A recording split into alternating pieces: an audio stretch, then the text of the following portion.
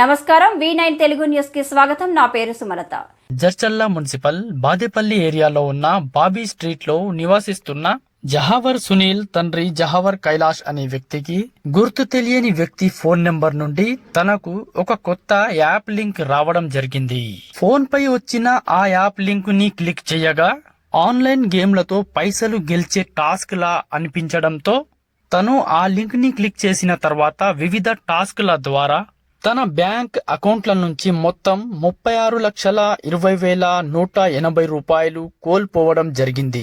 ఇటీ విషయాన్ని ఏప్రిల్ 11వ తారీఖు 2024 నాడు జడ్చర్ల పోలీస్ స్టేషన్లో ఫిర్యాదు చేయడం జరిగింది. జడ్చర్ల పోలీస్ శాఖ అధికారులు కేసు నమోదు చేసుకొని విచారణ చేపట్టారు. ఈ కేసు విచారణలో భాగంగా తేదీ డిసెంబర్ 7, 2024 నాడు ఒక సమాచారం ప్రకారం సిద్దిపేట పట్టణానికి వెళ్లడం జరిగింది. ఈ కేసుకి సంబంధించిన A2, A4 నిందితులను పోలీస్ అధికారులు సిద్దిపేట పట్టణంలో పట్టుకోవడం జరిగింది. ఈ సైబర్ నేరగాళ్ల టీంలో A3 నిందితుడిగా ఒక బ్యాంక్ ఉద్యోగిని కూడా పట్టుకోవడం జరిగింది. ఈ ముగ్గురి సైబర్ నేరస్తుల నుండి వారి సెల్ ఫోన్లు సీజ్ చేయడంతో పాటు వారి యొక్క బ్యాంక్ అకౌంట్లను కూడా ఫ్రీజ్ చేయడం జరిగింది. డిసెంబర్ 8, 2024 నాడు ముగ్గురు నిందితులని రిమాండ్ కు పంపడం జరిగింది. ఇటీ కేసును ఛేదించడంలో సైబర్ సెక్యూరిటీ బ్యూరో అధికారుల సహకారంతో జడ్చర్ల రూరల్ సిఐ నాగార్జున గౌడ్, జడ్చర్ల పట్టణ ఎస్ఐ ఎం శివానందం గౌడ్ మరియు పోలీస్ సిబ్బంది పాల్గొనడం జరిగింది. వాట్సాప్, ఇన్స్టాగ్రామ్, ఫేస్బుక్, టెలిగ్రామ్ వంటి యాప్ల ద్వారా సైబర్ నేరగాళ్లు పంపే లింక్లను క్లిక్ చేయకుండా ప్రజలందరూ జాగ్రత్త పడాలని మహబూబ్ నగర్ జిల్లా SP Janaki Jadcherla police station లో జరిగిన విలేకరుల సమావేశంలో తెలియజేయడం జరిగింది.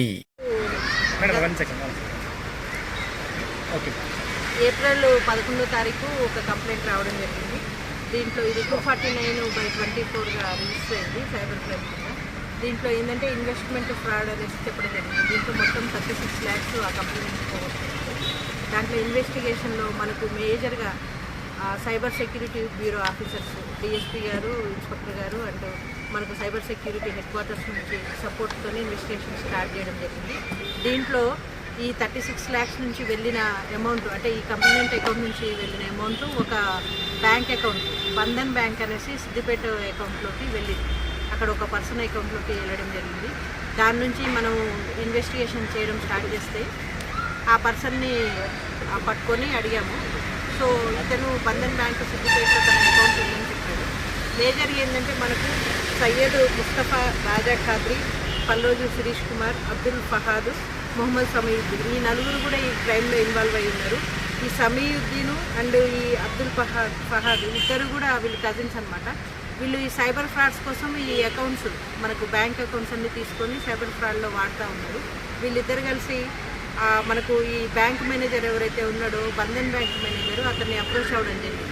అప్రోచ్ అయినప్పుడు ఇతను సయ్యద్ ముస్తఫా, రాజా ఖాద్రి యొక్క అకౌంట్ ఉంది అనేసి అతనితో మాట్లాడి ఆ అకౌంట్ ఇట్లా సైబర్ ఫ్రాడ్కి యూజ్ చేస్తాము, నీకు కొంత అమౌంట్ ఇస్తాము, దాంట్లో పడిన అమౌంట్కి ప్రతిసారి సపోజ్ 2,000, 3,000 అట్లా ఇస్తుంటాము అనేసి అంటే అతను కూడా ఒప్పుకోవడం జరిగింది.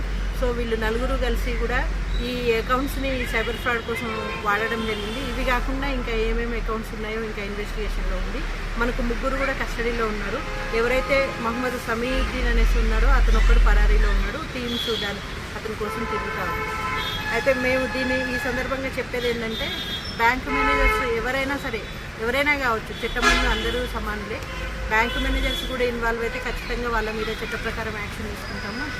ఇంకా కామన్ మ్యాన్కి చెప్పేది ఏంటంటే, ప్రజలకి మీ అకౌంట్స్ ఎవరికి ఇవ్వద్దు, అన్నోన్ పర్సన్స్కి అసలుకే ఇవ్వద్దు. ఇంకొకటి, బ్యాంక్ అకౌంట్ మనం జనరల్గా ఓపెన్ చేయడానికి వాడే ఐడెంటిటీ సర్టిఫికేట్స్ ఏవైతే ఉంటాయో, ఐడి కార్డ్స్, మనకు ఓటర్ ఐడి కావచ్చు, ఆధార్ కార్డు కావచ్చు, మన ఐడి ప్రూఫ్స్ ఎక్కడా కూడా ఎవరికి ఇవ్వద్దు. వాటిని యూజ్ చేసుకొని కూడా మీ పేరు మీద అకౌంట్స్ ఓపెన్ చేసే ఛాన్స్ ఉంటుంది.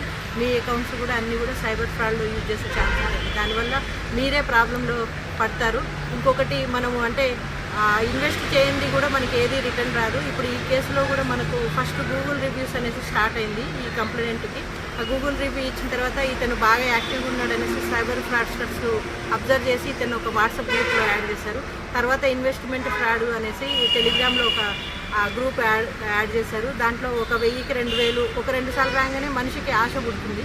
సో అట్లా పెట్టుకుంటూ పోయేసరికి మనకు 37 lakhs ఏదైతే మనం న్యాయబద్ధంగా సంపాదిస్తామో అదే మనీ అవుతుంది. ఫ్రీగా ఎట్టి పరిస్థితుల్లో ఎక్కడ కూడా మనకు ఏ ఇన్వెస్ట్మెంట్ రాదు, మనం ఇన్వెస్ట్ చేయండి.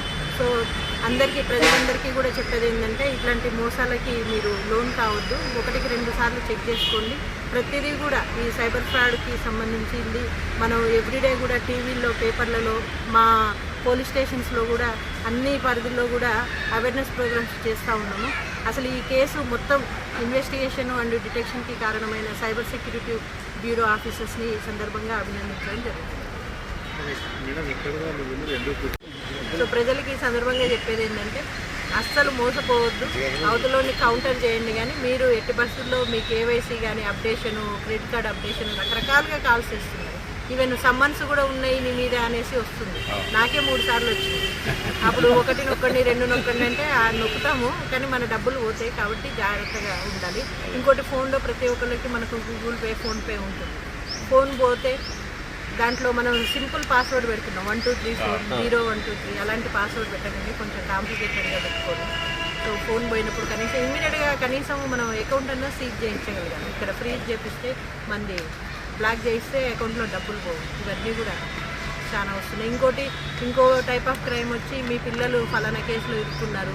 ఇప్పుడు as a father, as a మదర్గా మనం ఇంకేం ఆలోచించాం. మన పిల్లలు అసలు అనాలోచితంగా డబ్బులు వేసిన కేసు కూడా మన దగ్గర ఉంది. ఇవన్నీ ఒక సాఫ్ట్వేర్ ఇంజనీరు ఒక 40 lakhs పోగొట్టుకోవడం జరిగింది, డిజిటల్ అరెస్ట్. ఫ్రైడే కూర్చుంటే ఆయన మండే వరకు రూమ్లోకి ఎవరిని రానిలేదు. మండే పొద్దున్న వచ్చాడు, కానీ అప్పటికే ఆ డబ్బు కాస్త పోయింది. సో అట్లాంటివన్నీ ఉన్నాయి. మీ వంతు కృషిగా కూడా మీరు కొంచెం చేస్తే బాగుంటుంది. మెయిన్ ఏంటంటే సోషల్ మీడియా ద్వారానే డబ్బులన్నీ ఫ్రాడ్ అవుతున్నాయి. కాబట్టి మీరు అందరూ కూడా ఎవ్రీడే మీ సొంతం అనుకొని రోజు ఒకటి సైబర్ క్రైమ్ పేపర్లో, మీ వీడియోలలో, మీ టీవీలలో, ఎక్కడైనా సరే. మరిన్ని తాజా వార్తల విశేషాల కోసం మా ఛానల్ని సబ్స్క్రైబ్ చేసుకోండి. ధన్యవాదములు.